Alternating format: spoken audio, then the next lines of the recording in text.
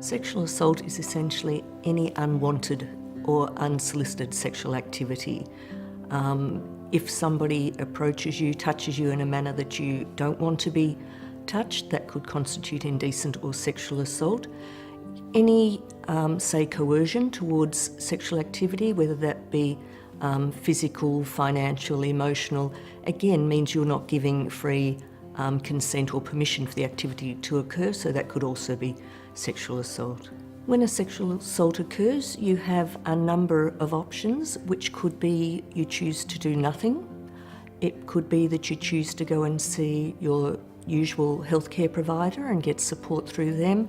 You could choose to go to the police. If you chose to go down the path of having police involvement and forensic specimen collection, they could help facilitate that and possibly support you through that, but would always offer linkages and referrals to counselling and psychological support, which is crisis management, but also in an ongoing manner to help support you through whatever path you choose. In terms of disclosure, I had to be ready to talk about it. The perpetrator was known to my family and friends. It was hard for a long time. I didn't say anything to anybody. In some ways it was harder to talk to the police because I always had this vision of that they weren't going to be helpful, they weren't going to be believing, they wouldn't have time to deal with me.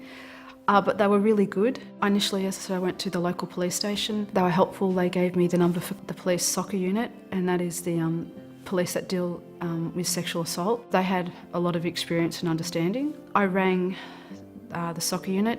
I spoke to a lovely lady. I could make the statement and nothing could go further if that's what I wanted.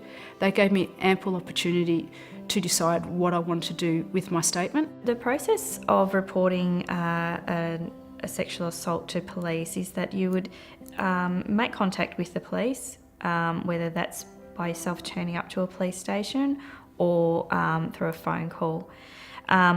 Shortly thereafter, you'd be engaged with a member from a sexual assault unit. Those members are specifically trained in dealing with survivors of sexual assault, and they will be well trained to attend to your immediate needs as well as your ongoing needs throughout an investigation. Some of the barriers, unfortunately, are societal. There are a lot of myths out there that basically make people who've experienced sexual assault reluctant to disclose. It could be fear of people not believing what's happened to them.